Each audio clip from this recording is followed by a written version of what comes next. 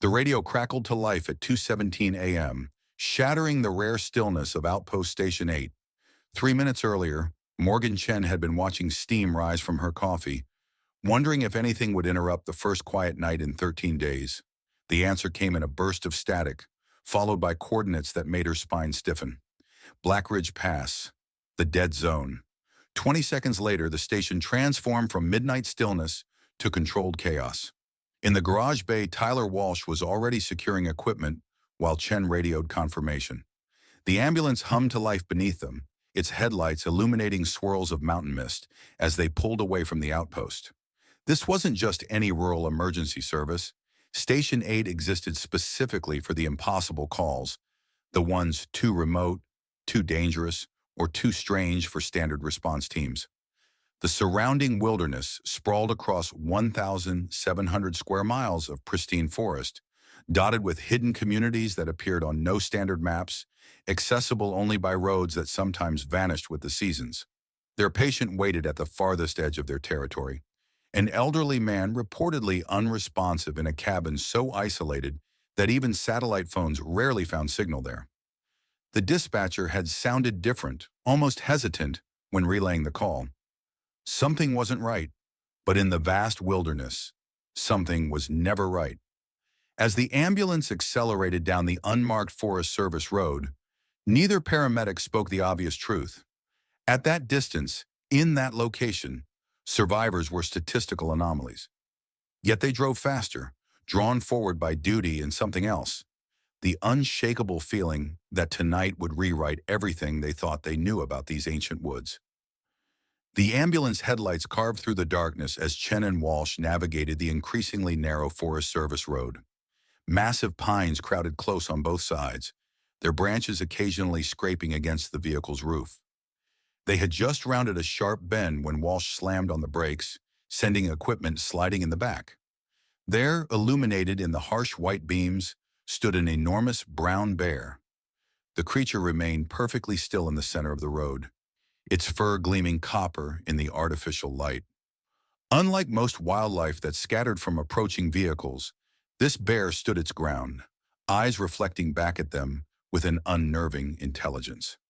Chen reached for the radio while Walsh tapped the horn lightly, expecting the noise to startle the animal into retreating. The bear did not flinch. Instead, it lowered its massive head and shifted its weight forward, almost like a bouncer refusing entry to an exclusive club. When Walsh hit the horn again, longer this time, the bear responded with a low growl that somehow carried through the closed windows and metal frame of the ambulance. "Dispatch, we have an unexpected delay. Large bear blocking the roadway at marker 37, Chen reported, keeping her voice steady despite the bizarre standoff unfolding before them. Their GPS showed no alternative route to the cabin. The rugged terrain on either side made off-road travel impossible for the ambulance. Walsh carefully edged the vehicle forward, hoping to encourage the bear to move aside. In response, the animal paced deliberately from one side of the narrow road to the other, maintaining its blockade. When they tried backing up to find enough space to turn around, the bear advanced, closing the distance between them. As minutes ticked by, both paramedics noted something deeply unsettling about the bear's behavior. This wasn't random. The animal moved with purpose, its eyes never leaving the ambulance, its body repositioning whenever they attempted to find a way around. It wasn't just standing in the road, it was actively preventing them from continuing forward. 20 minutes into the standoff, concern transformed into genuine alarm. Chen checked her watch for the fourth time in 2 minutes. Their patient's chances diminished with each passing moment. The elderly man needed immediate attention, yet here they sat, blocked by nearly 800 pounds of fur and muscle that seemed determined to prevent their passage. Walsh attempted once more to navigate around the bear, easing the ambulance toward the narrow shoulder. The bear responded immediately, rising onto its hind legs and towering nearly 9 feet tall, front paws extended outward as if physically pushing them back. The message was unmistakable. "This is wrong," Chen whispered, her training in wildlife behavior contradicting everything unfolding before them. Bears avoid humans. They certainly don't challenge vehicles. Yet this one displayed a determination that bordered on desperation.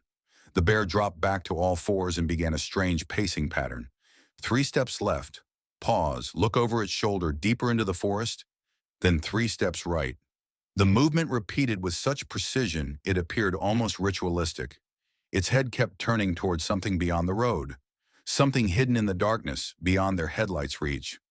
Walsh radioed their situation again, requesting wildlife services while explaining their urgent medical timeline. Their patient's condition remained unknown, each minute potentially fatal. The dispatcher promised to reroute another unit, but from much farther away, the delay could prove catastrophic.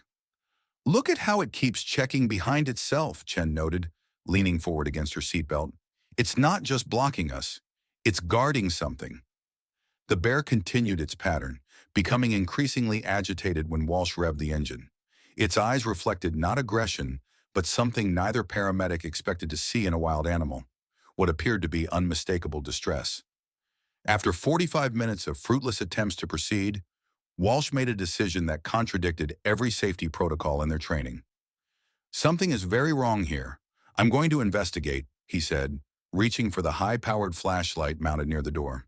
Chen protested but knew they had exhausted every reasonable option.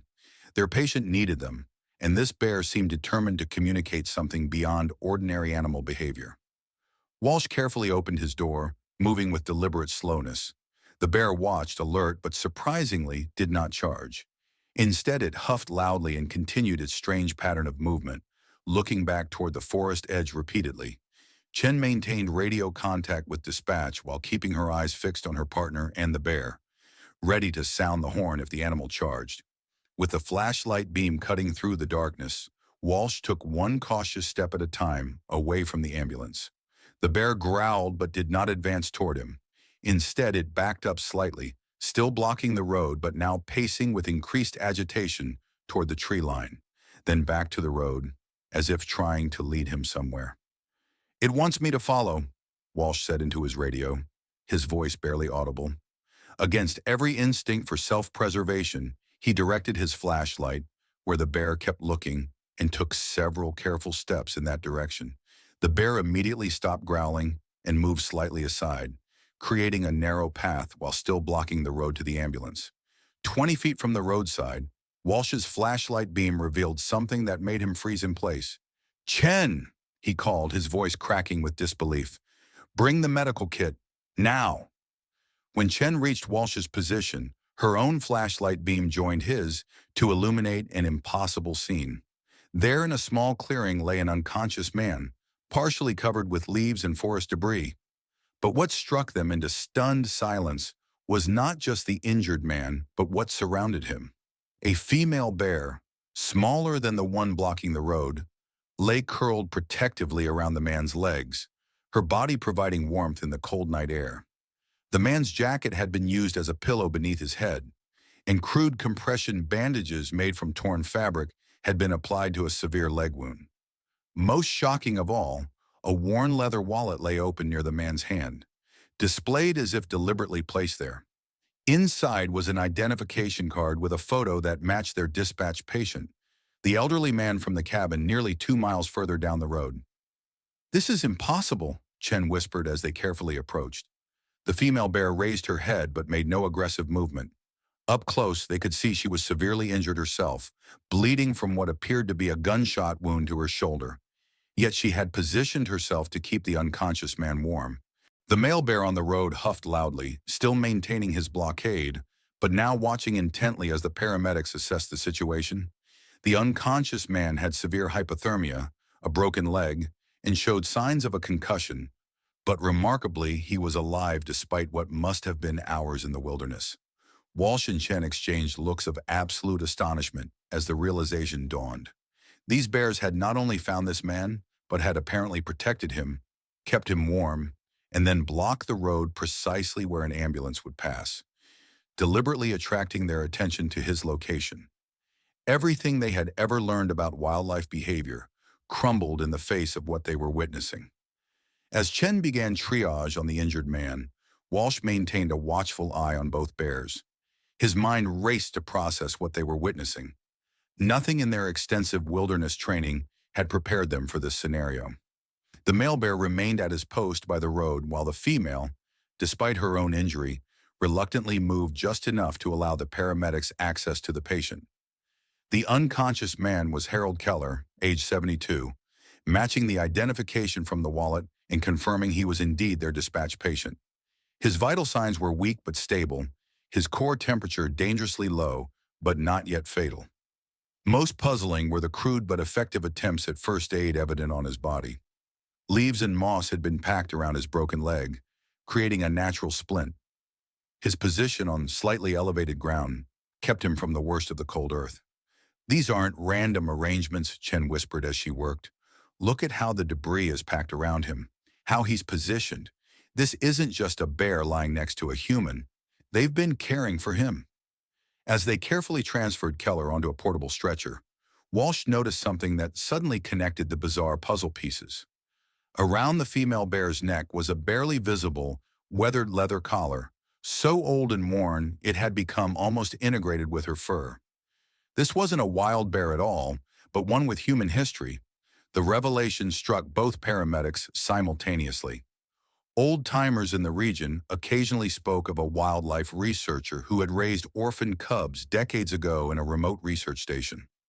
The program had been shut down, the bears supposedly transferred to wildlife sanctuaries. Yet here was evidence that at least one had either escaped or been secretly released, maintaining not just familiarity with humans, but apparent compassion. More extraordinary was the obvious cooperation between the two bears, one creating a roadblock at precisely the right location, while the other stayed with the injured man. Such coordinated behavior between bears defied conventional wildlife understanding. Bears were known to be intelligent, but this level of apparent problem-solving and altruism toward a human shattered all previous assumptions. As they worked to stabilize Keller, both paramedics noted the female bear watching their medical procedures with what appeared to be attentive curiosity. When Chen applied a proper pressure bandage, the bear made a soft, huffing sound, almost like approval. The male bear occasionally stood on hind legs, checking their progress from his position on the road before resuming his guard duty. What they were witnessing wasn't just rare wildlife behavior, it represented something previously undocumented in scientific literature. Bears deliberately saving a human life through coordinated, sustained intervention. With Keller stabilized on the stretcher, Chen and Walsh faced a complex dilemma. They now had a critical patient requiring immediate transport, but also two bears, one injured, who had shown extraordinary behavior that demanded ethical consideration. Walsh radioed dispatch with a situation report so unusual that the dispatcher asked him to repeat it twice. "We need wildlife services with tranquilizer capability and veterinary support," Walsh explained, watching as the female bear continued to hover protectively near Keller. Female bear with apparent gunshot wound, showing signs of previous human socialization. Male bear continuing to block the roadway, apparently deliberately leading us to the patient. While they waited for backup, the paramedics divided their attention. Chen focused on Keller, administering warm fluids and monitoring his condition. Walsh maintained communication with the approaching wildlife team while observing the bear's behavior, documenting their actions with the ambulance's incident camera. The female bear's condition concerned them both. Her breathing had become labored, the wound on her shoulder clearly infected. Despite her obvious pain, she remained calm as they worked near her, only becoming agitated when they moved to take Keller away. "We can't separate them yet," Chen realized, noting Keller's vital signs strengthened when the bear was closer. "His condition stabilizes with her nearby. The body heat she provided probably kept him alive through the night." The wildlife response team arrived 40 minutes later. Two rangers and a veterinarian who specialized in large predators. They approached slowly, clearly stunned by the scene described over the radio, and even more astonished to confirm it was real. "I've worked with bears for 27 years, the veterinarian whispered. "I've never seen anything remotely like this." The extraction plan they developed required precise timing. The veterinarian would tranquilize the female bear first to treat her wound, while the rangers would create a safe corridor for the ambulance to proceed once the male bear was also sedated. Keller would be transported immediately, while the bears would receive field treatment before being relocated to a wildlife rehabilitation facility. The process began with tense precision. The female bear accepted the tranquilizer dart with only minimal resistance, almost as if understanding the intent. As she drifted into sedation, the veterinarian discovered the extent of her injury was worse than initially apparent. The bullet had fragmented, causing internal bleeding that explained her weakening condition. The male bear proved more challenging. When he saw his companion sedated, he abandoned his post on the road and charged toward the team, not in aggression but in apparent concern. The Rangers managed to administer the tranquilizer, but not before the bear had positioned himself protectively between the humans and his fallen companion. As both bears succumbed to sedation, the team worked with remarkable coordination. The veterinarian began emergency treatment on the female, while Walsh and Chen carefully loaded Keller into the now-clear ambulance. The Rangers secured the area, collecting evidence of what appeared to be an illegal hunting attempt that had likely injured the female bear when she intervened during Keller's accident. The entire extraction took 27 intense minutes, each team member acutely aware they were participating in something unprecedented in wilderness rescue history. As the ambulance finally raced toward the hospital with Keller aboard, new complications emerged. Halfway down the mountain, Keller regained consciousness, immediately becoming agitated and attempting to communicate something urgent despite his weakness. His vital signs spiked dangerously as he tried repeatedly to form words through cracked lips. Bears, saved, shot at us. He managed before Chen administered a mild sedative to keep him calm. His fragmented statements painted a chilling picture. Keller hadn't simply fallen in the woods. According to his delirious account, he had been tracking a wounded deer when he encountered poachers who fired at him, mistaking his movement for wildlife. The bears had somehow intervened, driving the armed men away before dragging him to safety. If true, this wasn't just a rescue, but potentially a criminal investigation. Walsh relayed the information to dispatch while Chen continued treatment. The situation grew more complex when they discovered a small notebook in Keller's pocket containing detailed observations of the bear pair, dating back several years. Keller wasn't just a random hiker. He appeared to be secretly monitoring the bears, perhaps even feeding them. Their ambulance route hit another obstacle when a fallen tree blocked the main access road, forcing them onto a treacherous maintenance path that tested the vehicle's suspension with every yard. The detour added precious minutes to their transport time as Keller's condition fluctuated between stable and critical. The Rangers radioed midway through the journey with their own startling update. The female bear's collar contained a weathered metal tag identifying her as Aurora, part of a research program officially terminated in 1992. If authentic, this bear was over 30 years old, far exceeding normal lifespan in the wild, and represented a living connection to wildlife research long thought concluded. Through these cascading revelations and challenges, Chen and Walsh demonstrated remarkable adaptability. They modified their treatment protocols to address Keller's unusual exposure circumstances, documented critical evidence for potential criminal investigation, and navigated harrowing terrain while maintaining constant communication with both hospital staff and wildlife authorities. What had begun as a routine emergency call had transformed into a situation challenging the fundamental understanding of wildlife behavior and human-animal interaction. Harold Keller survived against overwhelming odds. After 3 days in intensive care, his condition stabilized enough for him to provide a complete account of his extraordinary experience. The bears that saved him had indeed been part of a wildlife research program decades earlier. Keller, a former research assistant on the original project, had secretly monitored the bears after the program ended, developing a unique relationship with animals that science had declared incapable of such complex emotional connections to humans. The female bear, Aurora, received emergency surgery at the Regional Wildlife Rehabilitation Center. The veterinary team successfully removed bullet fragments and treated her infection. Her male companion, whom Keller identified as Samson, remained by her side throughout recovery, displaying protective behavior that wildlife experts struggled to explain through conventional understanding. News of the incident spread rapidly. Initial skepticism gave way to amazement as the paramedics' documentation and multiple witness accounts confirmed the improbable sequence of events. Wildlife biologists from across the country descended on Pinewood Valley, eager to study what many called a paradigm-shifting case in animal cognition and interspecies altruism. Public reaction varied dramatically. Some hailed the bears as heroes, flooding conservation organizations with donations earmarked for bear habitat protection. Others expressed alarm at the blurring of boundaries between wild predators and humans. Tourism to the region surged, prompting local authorities to establish protective regulations, preventing visitors from attempting to locate or interact with the bears. The investigation into the poaching incident that injured both Keller and Aurora led to the arrest of 3 men operating an illegal hunting operation in the protected forest.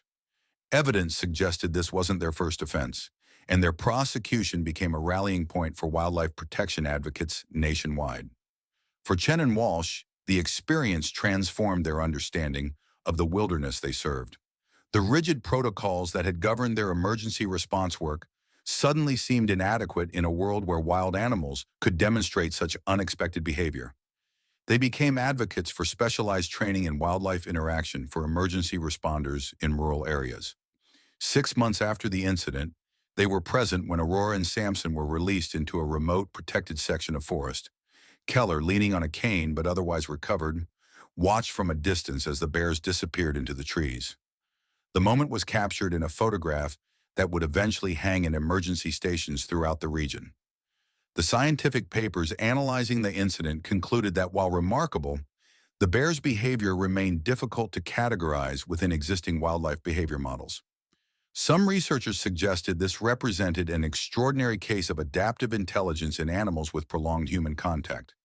Others proposed more controversial theories about emotional capacity in large mammals previously underestimated by science. For the paramedics, academic explanations mattered less than what they had witnessed firsthand. Their experience became a defining moment in their careers, a reminder that even after years in emergency services, the world retained the capacity to astonish. In their subsequent emergency calls to remote locations, both found themselves scanning the forest with new awareness, forever changed by the night when a bear stood in the road and demanded they follow. If you found this incredible wildlife rescue story fascinating, subscribe to our YouTube channel for more extraordinary animal encounters and real-life wilderness emergencies. We bring you amazing true stories that reveal the unexpected intelligence and compassion of wildlife. Never miss another remarkable tale of survival and the mysterious connections between humans and animals in our natural world.